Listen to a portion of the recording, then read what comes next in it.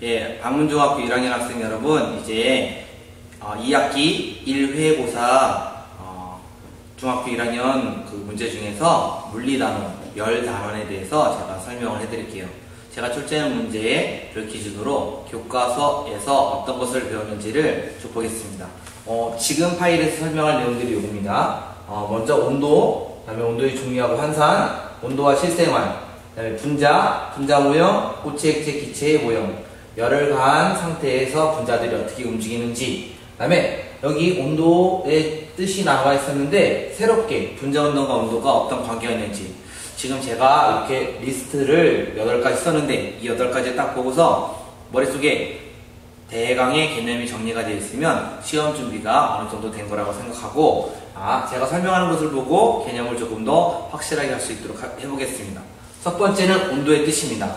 여러분들 제가 수업 다 이거 시청하셔서 했죠. 파워포인트 크게 주고, 그 파워포인트는 학교 홈페이지에 올라가 있으니까 그거를 나중에 따라 한번 보시고, 온도의 뜻이라고 되어 있을 때 여러분들이 자꾸 복습으로 몰아봤어요. 온도의 뜻은 차갑고 따뜻한 혹은 뜨거운 정도가 다 누군가 느낄 텐데, 이 차고 따뜻한 정도를 수치화한 것이 온도입니다. 예를 들어서 여러분들이 오늘이 지금 녹화하는 날짜가 9월 25일 오후 6시 조금 넘었는데, 제가 살짝 더위를 느끼고 이 교실의 온도는 이라고 해서 이 교실 온도가 덥다 라고 말하는 게 아니라, 이 교실의 온도가 26이라고 숫자로 나타냈을 때 이것이 온도고, 여기에 26도다 라고 해서 이렇게 수치화한 것을 온도라고 합니다. 그러면 이제 온도의 뜻이 나왔어요. 차고 따뜻한 정도를 수치화한 것이 온도인데, 이러한 온도를 종류가 있어요. 제가 여기에 이렇게 썼죠. 도라고, 이렇게 도. 이 도는 우리가 섭씨 온도라고 합니다. 섭씨 온도. 온도의 종류에는 3가지가 있는데, 첫 번째가 가장 흔하게 쓰는 섭씨 온도입니다. 섭씨 온도를 어떻게 구별했냐? 섭씨 온도는 우리가 일상생활을 보는 물을 기준으로 해서 물이 언다와 물이 끓는다. 물이 언다와 끓는다를 기준으로 해서 물이 어는 점을 0도씨 약속하고 끓는 점을 100도씨 약속을 해서 이 사이를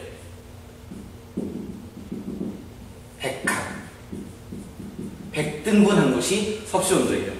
이 사이를 100등분했기 때문에 그러면 26도씨다. 지금 녹화하고 있는 이 과학실, 제2과학실의 온도가 26도씨가 되면 물이 얼 때와 끓을 때를 기준으로 25보다 조금 더 많은 이 정도의 뜨겁기, 이 정도의 따뜻하기를 26이라고 수치화한 것이 섭씨 온도입니다. 섭씨 온도 말고 과학에서는 절대 온도도 씁니다. 절대 온도는 사실은 조금 더 과학적이라서 무척 어려운 설명이 존재하지만, 여러분들은 이렇게 하면 편해요. 이제 여기 배울 거니까 모든 분자 운동이 없을 때, 분자 운동이 하나도 안 일어날 때를 0켈빈이라고 하고, 0켈빈 기준으로 쭉 숫자가 커지는 것을 절대 온도라고 하는데, 그러면 0켈빈으로부터 여기 0켈빈 존재하면 온도가 딱딱 1켈빈, 2켈빈, 3켈빈 요 간격이 존재하겠죠. 요 간격은 섭씨 온도의 요 간격과 똑같습니다. 그러므로 섭씨 온도의 한 칸과 간격이 똑같다. 그 다음에 0켈빈이 존재한다. 하나 더 0도씨와 절대온도 사이, 그러니까 섭씨온도 0도씨와 절대온도의 요 간격이 똑같으니까 요 온도가 273켈빈이에요. 그럼 이제 같은 간격을 보면 섭씨온도에서 0도씨는 언다, 끓는다 이렇게 구별했으니까, 간격이 똑같다고 했으니까 여기는 373켈빈이 되겠죠. 절대온도는 K라고 쓰고 켈빈이라고 있습니다. 그러면 제가 아까 0켈빈 있다고 했죠? 0켈빈. 이때는 분자 운동이 0인 상태. 하나도 안 움직이는 상태를 0켈빈이라고 하고, 요 간격은 273칸이 있겠고, 요 간격은 100칸이 있겠죠. 섭씨 온도의 칸하고 요 칸하고 똑같아요. 그래서 예를 들어서 제가 교실 온도가 26켈빈이다, 26도씨다 라고 했으니까 절대 온도로 숫자를 바꿀 수가 있겠죠. 어떻게 하냐? 0도씨가 273이다. 한 칸 간격이 똑같다 라고 하면 26도씨를 절대 온도 켈빈으로 바꾸면 환산하면 우리는 26 더하기 273 해서 299 켈빈이 되겠네요. 예, 맞습니다. 299 켈빈이 되겠네요. 27도가 되면 300 켈빈이네. 하여간 299 켈빈. 이렇게 환산하는 방법이 칸이 똑같으므로, 칸의 간격이 똑같으므로 273 켈빈만 더하면 절대 온도를 바꿀 수가 있습니다. 섭씨 온도를 절대 온도로 바꾸는 방법도 알아두시면 되겠죠. 하나 더, 우리 교과서에는 소개가 안 돼 있지만 제가 수업 시간에 많이 소개한 것이 바로 화씨 온도입니다. 화씨 온도는 100% 나타내고요. 여러분들 이거 좀 어려워했지요? 환산도 어려워했어요. 화씨 온도는 물이 언달을 32 화씨 온도, 물이 끓는 달을 212 화씨 온도로 가고, 요 칸을 180 등분했어요. 네. 요거의 환산에 대해서는 여러분들 그냥 인터넷이나 이런 데 공식을 찾아보면 있어요. 그래서 제가 수업 시간에도 간단한 예를 들어줬는데, 그거는 참고 정도 하시면 시험 공부하는데 그렇게 큰 무리는 없을 거고, 화씨 온도라는 것도 있었고, 우리가 꼭 알아야 될 온도는 절대 온도와 섭씨 온도가 되겠죠. 온도가 이렇게 차고 따뜻한 것을 수치화해서 숫자로 나타내고, 섭씨 온도가 있고, 섭씨 온도는 물을 기준으로 언다 끓는다 0도씨 100도씨 놓고 100칸 나왔다. 절대 온도는 칸 간격은 똑같은데 분자 온도인 0인 상태를 0켈빈, 섭씨 온도 물이 얼 때를 273켈빈, 물이 끓을 때를 373켈빈으로 했다. 그래서 서로 숫자가 바뀌어서 바꿀 수 있다. 예를 하나 더 들어주면 확실하겠죠? 예. 물이 끓을 때는 100도씨에서 273을 더해서 373켈빈이 되니까, 예를 들어서 300켈빈은 섭씨 온도로 얼마일까요? 나가면 푸는 방법은 300 빼기 273 하면 27. 그래서 여기 27도씨가 되는 거예요. 이런 식으로 절대 온도를 섭씨 온도로, 섭씨 온도를 절대 온도로 바꾸시면 되겠어요. 이것이 온도에 대한 뜻인데, 왜 온도가 우리의 첫 단원이냐면, 열과 열에 대해서 우리가 쭉 배웠는데, 이 열을 나타낼 방법 중에 가장 확실한 게, 열이 들어갔다 나왔다 들어갔다 나왔다를 우리가 관찰할 방법이 없어요. 오로지 온도계로만 관찰을 해요. 온도 변화. 그래서 온도를 먼저 무엇인지 알아야 되는 거예요. 예를 들어서 이 교실은 26도씨다. 선생님의 체온은 36.5도씨다. 우리 교과서 보면은 체온이 36.5도보다 낮아지면 안 된다. 그러면 체온을 측정하겠죠. 이런 식으로 일상생활에서 우리는 온도를 사용해서 열이 들어오고 나가는 것을 확인합니다. 그럼 이제 첫 번째, 여기 세 가지를 제가 설명했어요. 온도의 뜻, 온도의 종류, 절대와 섭씨 온도. 화씨 온도 하나 더 있고, 온도와 실생활. 우리들은 온도로 우리들 생활에 필요한 그런 여러 가지 정보, 열에 대한 정보를 확인한다고 아시면 됩니다. 이제 두 번째, 분자. 갑자기 열에 대해서 공부하다가 분자에 대해서 공부를 또 해야 돼요. 여기는 왜냐, 나중에 여러분들이 열에 의한 현상이 나타날 때, 열에 의한 현상이 왜 나타나는지 알려면 분자들이 어떻게 움직이는지를 아시면 되기 때문에 그래요. 먼저 분자의 뜻이 필요하죠. 분자란 물질의 성질을 가진 첫 번째 가장 작은 입자를 분자라고 말해요. 이게 첫 번째 조건, 이게 두 번째 조건이에요. 물질의 성질을 가지고 있어야 되면서 가장 작은 입자. 예를 들어서 이만큼의 물이 있는데, 이 물을 크기상 두 개로 나누었더니 얘도 물이고 얘도 물이면 얘는 물 분자가 아닌 게 돼요. 똑같은 식으로 얘도 나누고 점점 더 나눠져서 어떠한 입자가 생겼어요. 우리는 얘까지 관찰을 해서 물인 것이 확인이 됐어요. 얘를 어떻게 해서 나눠봤는데 실험적으로 조사해봤더니 물 아닌 이 판명이 되면 우리는 이 입자를 물의 성질, 물의 성질을 가지고 있는 가장 작은, 이거 물이 아니니까 가장 작은 얘를 물 분자라고 해요. 그래서 분자란 물질의 성질을 가지고 있어야 되고 크기가 작게 계속 잘랐을 때 가장 작은 애를 분자라고 합니다. 그런데 이렇게 크기가 작은 애를 연구를 할 땐 전자현미 경우도 이거는 간신히 보일 정도로 너무 작아서 연구를 할 때는 모형을 써야 돼요. 어떻게 모형을 쓰냐? 비커에 물이 있다 이렇게 쓰는 것보다 비커에 물이 있고 여기 설탕이 있는데 이 설탕이 잠시 뒤에 설탕물이 되었다 이렇게 쓰는 것을 우리는 그냥 분자들의 이런 모형 그림으로 그리는 거예요. 그래서 연입을 해보는 거예요. 이 두 그림을 물 분자 표시.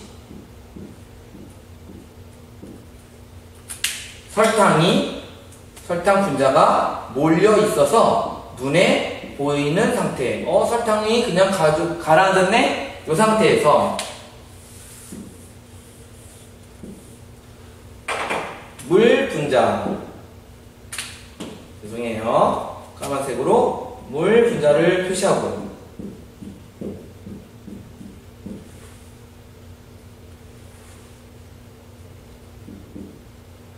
물 분자를 표시하고 설탕 분자가 골고루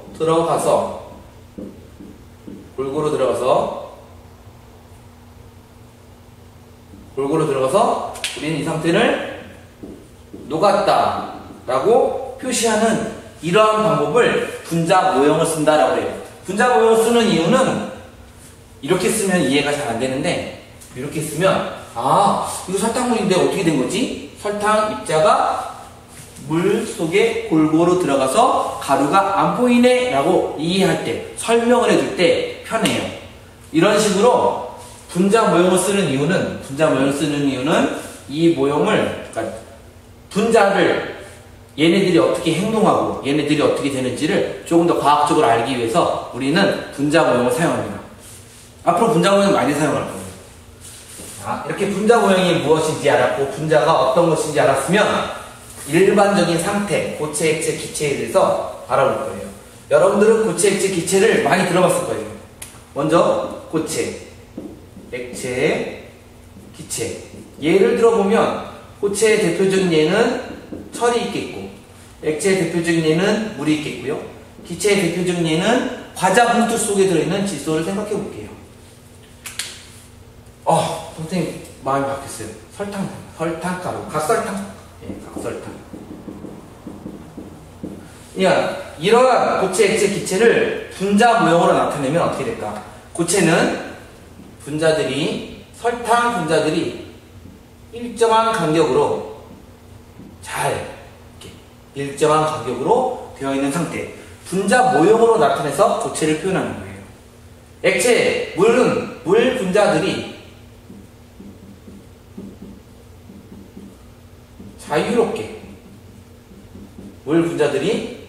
자유롭게 이동도 가능한 상태. 이렇게 하니까 좀 색깔을 다른 걸로 해서 얘네가 움직일 수 있다. 대신에 멀리 떨어져 있지 않고 마음대로 이동할 수 있다. 이런 상태를 액체 상태로 나타내고, 기체 상태는 질소 분자가 아주 빠른 속력으로 날아가고 있는 상태. 이런 상태. 충돌하면 다시 방향이 바뀌는 상태. 이런 상태를 기체라고 표현할 수 있어요. 그래서 제가 설명을 어떻게 했냐. 고체는 일정한 자리에 규칙적으로 배열이 되어 있는 상태. 액체는 자유롭게 움직일 수 있지만 어느 곳에서 몰려져 있고 서로 간에 힘으로 당겨져 있는 상태. 기체는 그런 거 없이 서로 간에 영향 전혀 없이 멀리 떨어진 애가 그냥 마음대로 슝 날아가고 있는 상태를 기체 상태라고 해요. 그래서 과자 봉투 속에 질소가 들어있다. 이런 애들이 과자 봉투 속에 막 들어서 막 충돌하고 있어서 봉투를 툭툭 누르니까 봉투가 빵빵하게 차서 보이는 거예요. 여러분들이 이영주 선생님 수업 시간, 그 다음에 이영주 선생님 수업 시험범위에 보면 기체들의 분자 혹은 압력 펌프 실험 이런 거 할 때 분자들의 수가 이런 애들이 줄어들고 이런 애들이 많아지면 충돌이 많이 일어나고 그렇게 배웠을 거예요. 그래서 이런 상태를 기체 상태, 분자 모형을 나타내고, 액체 상태는 그릇에, 이러한 그릇에 얘네가 다 있으니까 이 안에 다 조그만 애들이 막 돌아다니면서 움직이는 상태. 고체 상태는 얘네들이 이렇게 다 똑같이 다 일정하게 모여져 있는 상태라고 모형으로 나타낼 수가 있습니다. 여기까지는 우리가 배운 온도와 관계가 없지만 이제 열을 가하면 얘네가 어떻게 될까를 볼 겁니다. 얘네가 열을 가하면 얘네들의 우리가 열, 영어로 히트라고 하는 열을 주면 어떻게 될까요? 얘네들이 열을 받으면 다음과 같이 변해요. 얘네는 열을 받으면 얘네가 똑같이, 제가 똑같이 그림을 그렸는데 간격은 약간 더 넓게 그렸고요. 움직임이 많아져요. 얘네가 흔들거리는 거예요. 자, 그 자리 위에서 얘네는 가만히 있다가 점점 더 많이 움직이는 거. 이런 상태가 돼요. 즉 얘네는 움직임이 활발해진다를 알 수가 있고, 얘네들 상태에서도 얘네들이 역시 마음대로 돌아다니는데 간격도 약간씩 넓어지고 마음대로 돌아다니는데 돌아다니는 속도가 조금 더 빨라져요. 마음대로. 역시 똑같이 결과가 움직임이 활발해진다. 기체 상태도 똑같아요. 기체 상태도 얘네가 파란색 화살표로 이만큼 그렸는데 이번에는 정말 쭉 가요. 쭉. 역시 움직임이 활발해진다를 알 수가 있어요. 열을 가하면 분자들이 움직임이 활발해지는 특징이 있어요. 아, 그러면 우리는 일반적으로 우리 눈에 열을 가함이라는 현상이 되면 우리들 눈에는 온도가 상승한다고 측정이 되죠. 그러면 온도가 상승이 된다라는 뜻은 결과적으로 분자 운동이 활발해졌다라는 뜻이에요. 활발해짐이라는 뜻이에요. 그래서 열을 가하면 분자 운동이 활발해진다. 중간에 온도가 상승했다. 새로운 뜻이 하나 더 생기죠. 바로 온도의 뜻이에요. 우리 교과서에 몇 페이지에 있냐면 212페이지 있어요. 맨 밑에 줄이에요. 212 맨 밑에 보면 물체의 온도는 물체를 구성하는 분자 운동의 활발한 정도를 나타내는 물리량이다. 활발한 정도. 예를 들어서 이게 100K다. 라면 얘는 더 많이 움직이니까 100K보다 더 큰 200K다 또는 300K다 라고 말할 수가 있겠죠. 예를 들어서 제가 여기다가 500K를 그림으로 그려봐라 라고 하면 더 많이 움직이는 모형으로 그리면 맞는 설명이 되는 거예요. 그래서 열을 가한다, 온도가 상승한다, 분자 운동이 활발해진다. 온도에 대한 새로운 뜻, 분자 운동과 관련 지은 온도에 대한 새로운 뜻은 210페이지 교과서 맨 마지막 줄 밑줄 쫙 치면서 알아두시면 될 겁니다. 네, 이제 다음 파일에서는 열부터 전도, 대류, 복사까지 제가 잠깐 설명해 드리겠습니다.